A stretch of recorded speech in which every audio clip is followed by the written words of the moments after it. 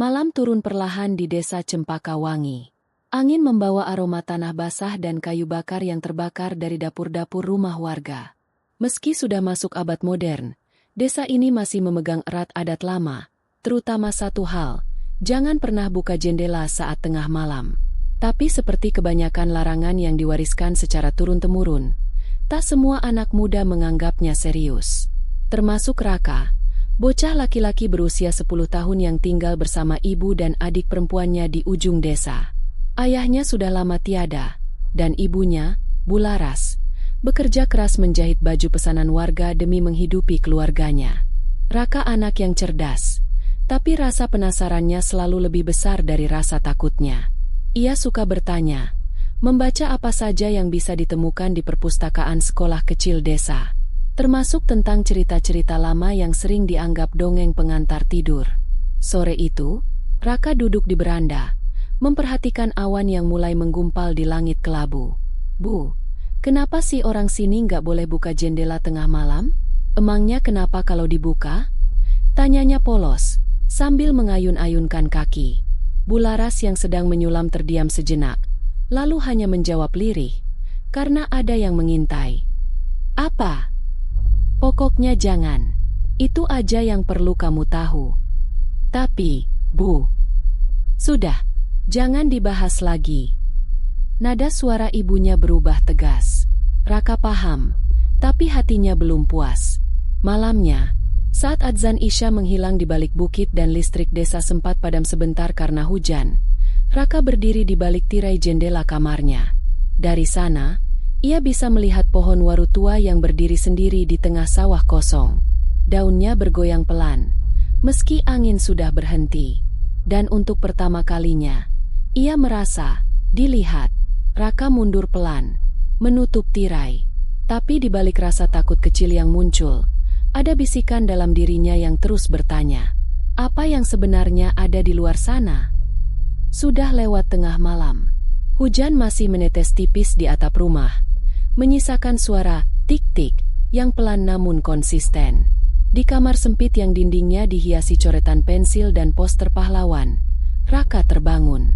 Bukan karena mimpi, tapi karena sunyi yang terlalu dalam. Biasanya ada suara jangkrik atau ayam jantan yang mulai batuk-batuk dini hari. Tapi malam ini, tidak ada apapun. Bahkan detik jam dinding terdengar terlalu keras. Raka duduk, matanya mengarah ke jendela kamarnya yang ditutupi tirai tipis bermotif bunga. Angin seharusnya tidak masuk. Jendela itu terkunci rapat. Tapi tirai itu bergerak pelan. Bukan tertiup angin, tapi seolah ada yang menyentuhnya dari luar. Raka menelan ludah. Ia mendekat dengan langkah pelan. Tiap derit lantai seperti memanggil sesuatu yang tak kelihatan. "Raka." Suara itu sangat lirih, hampir seperti bisikan, tapi jelas berasal dari luar jendela. Anak itu mematung, tubuhnya menegang. Lalu ia menoleh ke arah tempat tidur adiknya, Naya, gadis kecil berusia 5 tahun yang masih terlelap sambil memeluk boneka kelinci kesayangannya. Tak ada yang aneh, tak ada yang bergerak, kecuali tirai itu lagi. Raka mendekat sekali lagi. Tangannya ingin menarik kain itu untuk memastikan tak ada apa-apa. Tapi tepat saat ia menyentuh tirai, tok, tok, tok, seseorang atau sesuatu mengetuk jendela dari luar. Raka melonjak mundur dan hampir berteriak. Tapi entah kenapa, suaranya tak keluar. Lalu, dengan sangat perlahan, sebuah bayangan terlihat berdiri di balik jendela. Tingginya tak wajar, kurus, dan kepalanya agak miring seperti sedang memandangi kamar. Bayangan itu tak bergerak, hanya diam, menunggu. Raka berlari ke tempat tidur, menarik selimut sampai menutup kepalanya, dan memejamkan mata erat-erat. Hatinya berdetak kencang, keringat dingin mengalir di pelipis. Ia tidak berani membuka mata, apalagi menatap ke arah jendela lagi. Keesokan paginya, saat ayah mulai berkokok dan cahaya matahari mengintip lewat sela-sela atap, Raka terbangun. Jendela kamarnya terbuka sedikit, tirainya berayun lembut, dan di bawah jendela, ada bekas jejak kaki kecil, mengarah ke dalam kamar. Pagi itu, Desa Cempaka Wangi kembali sibuk seperti biasa. Warga menyapu halaman, anak-anak berangkat sekolah dengan seragam kusut dan tawa riang, dan langit cerah tak menunjukkan bekas hujan semalam. Tapi bagi Raka, dunia terasa berbeda. Ia berdiri menatap jejak kaki kecil di bawah jendela kamarnya. Bekas lumpur itu terlihat jelas. Satu arah, masuk, tapi tak ada jejak keluar. "Bu," katanya saat sarapan. "Semalam ada yang ketuk jendela Raka." Bu Laras menghentikan gerakan tangannya yang sedang menyendokkan nasi ke piring. "Kamu ngelindur ya?" "Enggak, Bu." Raka dengar suara. "Terus pagi ini jendelanya kebuka. Ada jejak juga." "Raka!" Suara ibunya naik setingkat, membuat Naya yang sedang mengunyah roti berhenti. "Sudah ibu bilang, jangan pernah buka jendela tengah malam. Apa kamu lupa? Larangan itu bukan main-main." Raka terdiam. Ibunya tak pernah sekeras ini. Ia menunduk, tapi hatinya masih menyimpan banyak tanda tanya. Hari itu di sekolah, Raka diam saja, tapi pikirannya sibuk. Ia membuka buku catatannya, menggambar ulang bentuk bayangan yang ia lihat semalam. Tinggi, kurus, dan kepala miring ke samping. Lalu ia ingat sesuatu. Di ruang perpustakaan sekolah, ada rak tua di pojokan yang jarang dibuka orang. Beberapa bulan lalu, ia sempat menemukan buku usang berisi cerita-cerita lokal. Dengan hati-hati, ia menyelinap saat istirahat ke sana. Dan benar saja, ia menemukan buku lusuh bertuliskan, "Dongeng Terlarang Tanah Cempaka." Saat membuka halaman pertamanya, sebuah kalimat menyambutnya. Ia mengetuk jendela saat dunia terlelap. Bila dibuka, yang hilang bukan hanya suara. Raka membaca cepat, halaman demi halaman. Di dalamnya ada cerita tentang sesosok makhluk bernama Langgir Malam, penunggu yang muncul hanya di desa-desa tua. Ia mencari teman bermain lewat celah jendela. Katanya, ia hanya bisa masuk jika diundang, atau jika jendela dibuka. Raka menutup buku itu dengan tangan gemetar. Teringat tirai yang bergerak, suara yang memanggil namanya, dan ketukan dari balik kaca. "Apa aku?" Hampir membuka jalan untuk dia masuk. Tapi saat itu juga, pikiran gilanya muncul. Kalau aku bisa bicara lagi dengannya, mungkin aku bisa tahu siapa dia sebenarnya. Di malam hari, Raka duduk kembali di kasur. Tatapannya tertuju pada jendela. Diteguknya ludah pelan. Kalau dia datang lagi malam ini, aku akan tanya langsung. Malam kembali datang ke desa Cempaka Wangi. Kali ini tidak ada hujan, tapi udara terasa lebih dingin dari biasanya. Daun-daun berguguran, dan langit tak berbintang. Seolah langit sendiri enggan menyaksikan apa yang akan terjadi. Raka sudah bersiap sejak maghrib. Ia tak langsung tidur, hanya berpura-pura. Ia menunggu semua orang terlelap. Di atas meja kecilnya, buku, Dongeng Terlarang Tanah Cempaka, masih terbuka di halaman tentang Langgir Malam. Ia mengetuk hanya 3 kali. Bila dijawab dengan suara, ia akan pergi. Bila dibalas dengan pandangan, ia akan masuk. Jam menunjukkan pukul 00.03. Dingin mulai merayap ke ujung jari kaki. Raka duduk menghadap jendela. Tirai setengah terbuka. Hening. Sunyi yang terlalu pekat. Lalu, tok. Raka membeku. Ketukan pertama. Tok. Ia mulai berkeringat dingin. Nafasnya berat. Tok. Ketukan ketiga. Lalu diam. Beberapa detik berlalu tanpa apapun. Raka berdiri perlahan, mendekat ke jendela. Jantungnya berdetak kencang, tapi langkah kakinya seperti tidak bisa berhenti. Ia mendekat, lalu menarik tirai perlahan. Di balik kaca tak ada apa-apa, hanya gelap pekat. Tapi, kaca jendela mulai berembun dari luar. Di embun itu, perlahan muncul bekas telapak tangan, kecil tapi jari-jarinya terlalu panjang. Raka tersentak mundur, tapi kakinya tersandung meja kecil dan ia jatuh terduduk. Kepalanya terbentur pelan, tapi cukup untuk membuatnya pusing sesaat. Saat ia menatap lagi ke jendela, itu sudah terbuka, padahal ia yakin menguncinya. Dan di ambang jendela, Sepasang mata besar tak berkedip menatapnya. Warna putih matanya kekuningan, dan pupilnya sangat kecil, seperti mata burung hantu. Mulutnya tersenyum, panjang, terlalu panjang. "Raka." Suara itu menyapa lagi, tapi kali ini jelas. Jelas dan dingin. "Aku datang karena kau ingin tahu." Raka tak bisa bergerak. Tubuhnya kaku. Tak bisa berteriak. Tak bisa lari. Lalu sosok itu merayap masuk. Tanpa suara, tanpa bayangan. Seolah kabut, tapi padat dan nyata. Dan layar menjadi gelap. Keesokan paginya, Bularas membuka pintu kamar Raka sambil membawa segelas susu. "Raka, bangun sayang. Nanti telat sekolah."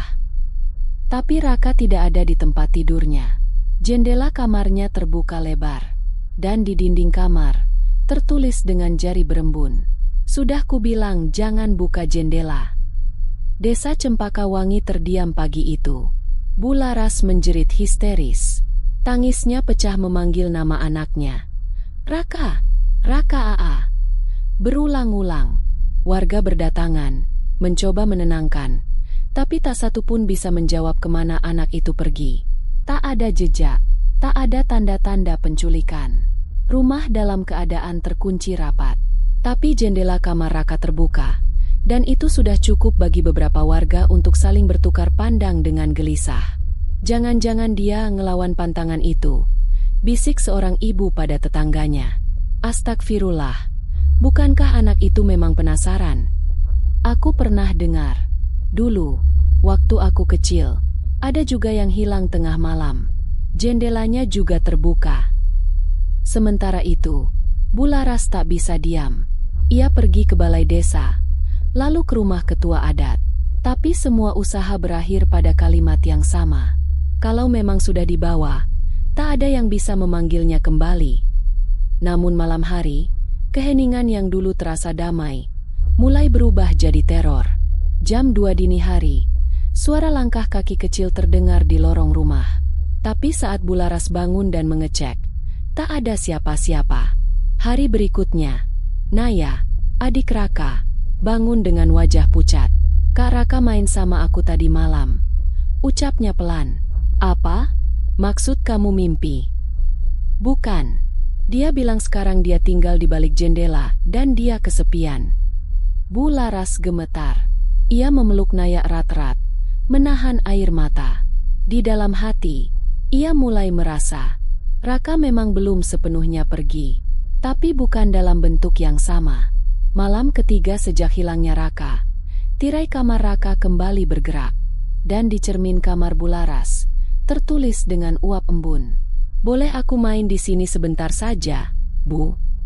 Malam keempat sejak hilangnya Raka, Bularas duduk sendiri di kamar, menatap jendela yang kini selalu ia tutup rapat dengan paku dan papan.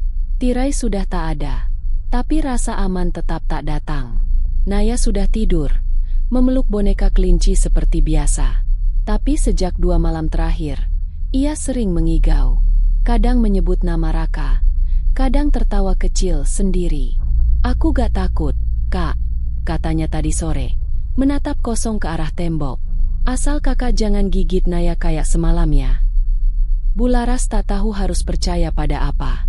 Tapi malam ini, ia merasa harus tahu sendiri, harus lihat dengan mata kepala sendiri, dan ia akan menyesalinya. Saat jam menunjukkan pukul 1.11, listrik mendadak padam. Suasana rumah jadi gelap gulita. Angin malam merayap lewat sela-sela atap, membuat udara jadi membeku. Dalam gelap, cermin besar di sudut kamar Bularas mulai berembun. Ia berdiri perlahan, tubuhnya gemetar. Ada sesuatu yang tampak dari pantulan. Bayangan seorang anak berdiri di belakangnya. "Raka?" bisiknya dengan suara bergetar. Ia menoleh cepat. Tak ada siapa-siapa. Tapi saat menatap kembali ke cermin, bayangan itu masih ada. Masih berdiri. Dan kali ini, tersenyum. Senyuman yang tidak pernah dimiliki anaknya. Terlalu lebar. Terlalu penuh gigi. Terlalu haus. "Aku rindu, Bu." "Aku juga rindu. Nak, kamu di mana?" Aku masih di sini, tapi tubuhku sudah bukan tubuh. Suara itu tidak berasal dari mulut, tapi bergema dari cermin itu sendiri.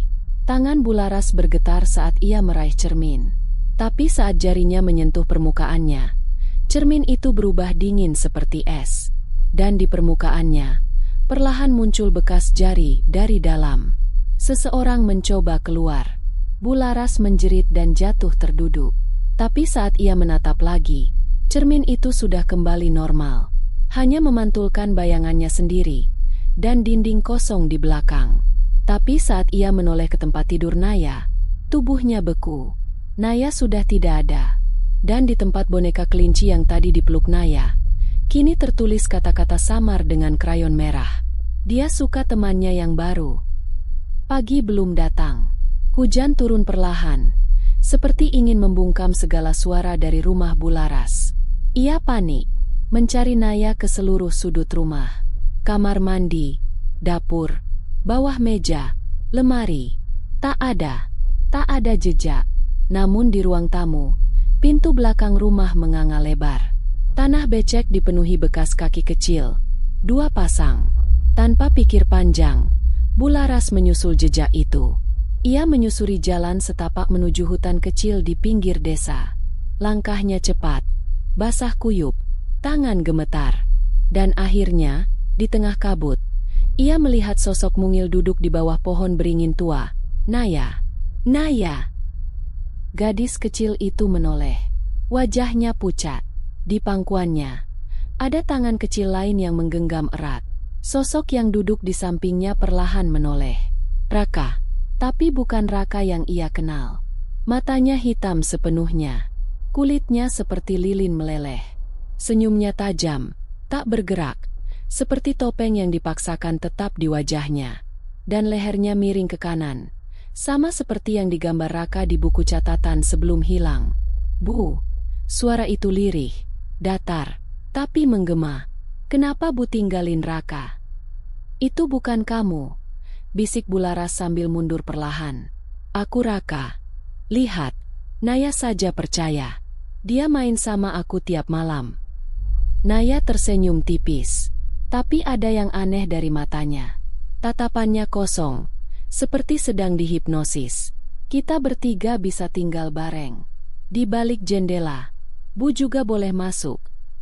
Raka, atau apapun itu, berdiri perlahan, masih menggenggam tangan adiknya. Dan tiba-tiba, semua suara lenyap. Tak ada hujan, tak ada angin, tak ada detak jantung. Hanya sunyi. Dan dari balik pohon-pohon, satu persatu bayangan tinggi kurus bermunculan. Mereka mendekat, menyeringai dalam diam. Rambut panjang, tubuh setengah transparan, kepala miring. Mereka semua, seperti langgir malam. Kamu buka jendela, Bu. Sekarang giliran kami. Buka pintu. Bularas menjerit. Dalam satu gerakan cepat, ia meraih tangan Naya dan menariknya lari. Sosok-sosok itu mengejar tanpa suara. Hanya bayangan yang terus muncul dan menghilang di balik kabut. Dan suara langkah kaki kecil, cepat, dan semakin banyak. Bularas berlari sekuat tenaga sambil menggendong Naya. Hujan mengguyur tanpa ampun. Langkah kaki mereka menghantam tanah becek, tercampur dengan suara gemuruh petir dan bisikan samar dari balik pepohonan. Buka pintunya. Tinggalkan dia. Biar kakaknya tidak sendiri. Bayangan para langgir malam terus mendekat. Tubuh-tubuh tinggi dengan leher patah, bergerak seperti melayang, tapi semakin dekat tiap detik. Senyuman mereka menganga, gigi-gigi tajam menyeringai dari wajah pucat mereka yang terus menguntit.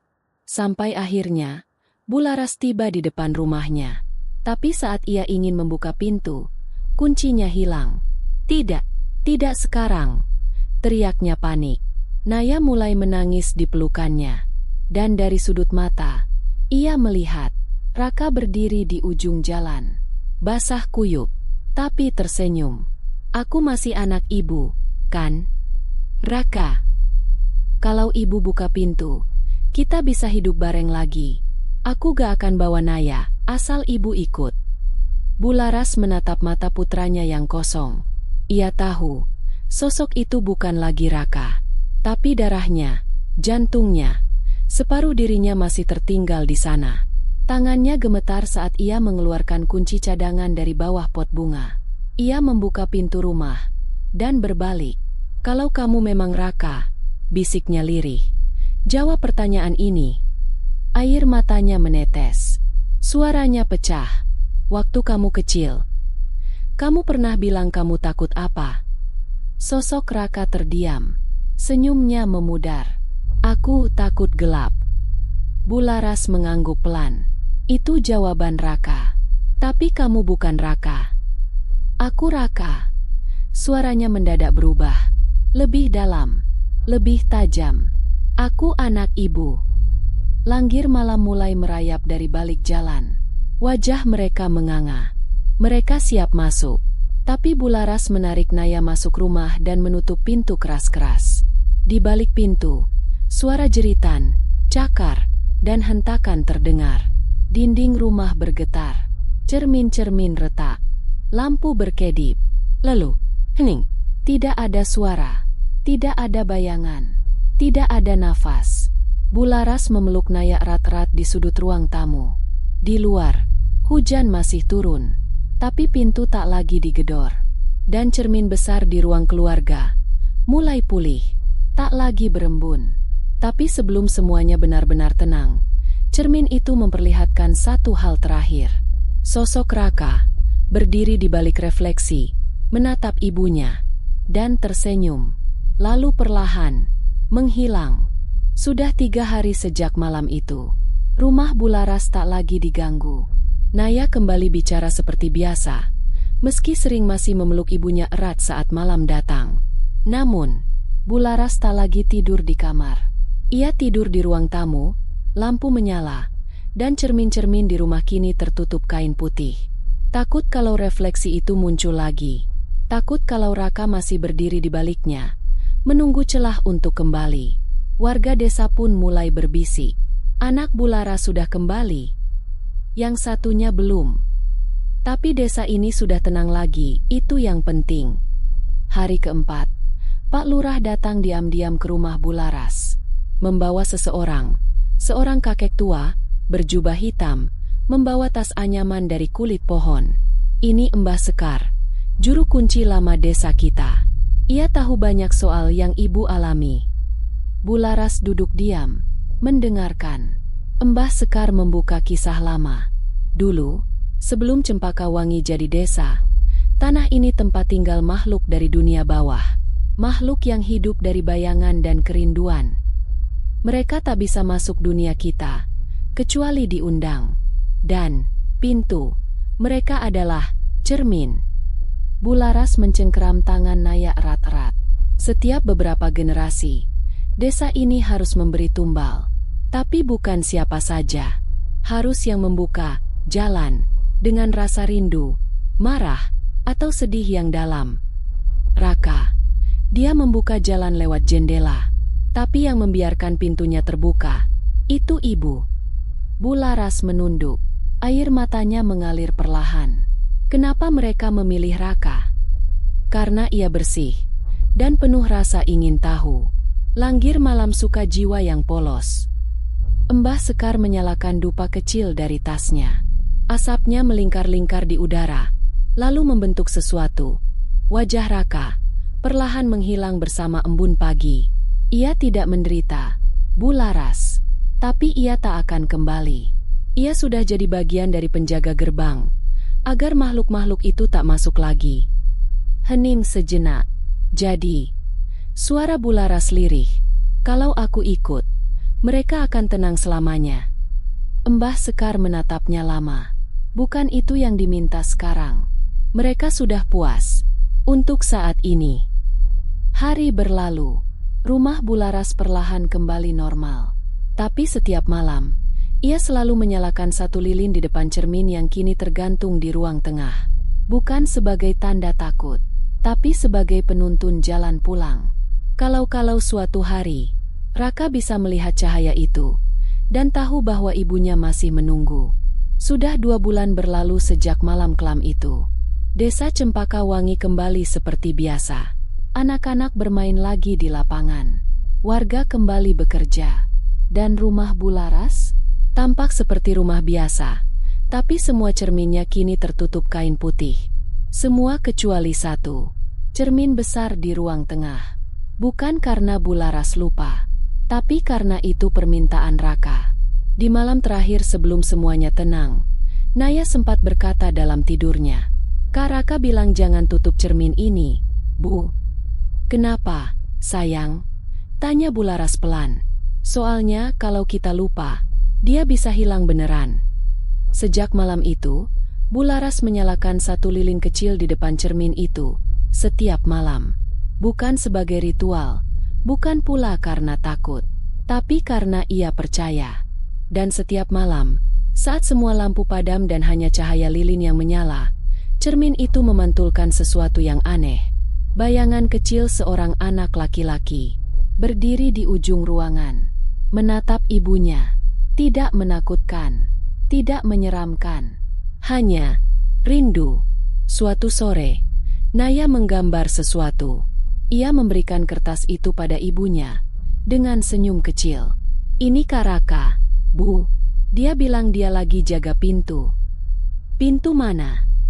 "Pintu yang gak boleh dibuka. Tapi nanti, kalau waktunya tiba, dia bakal ajak kita lihat dunia dia juga." Di gambar itu, tampak Raka berdiri di depan gerbang besar, dikelilingi bayangan hitam berleher miring. Tapi ia tersenyum.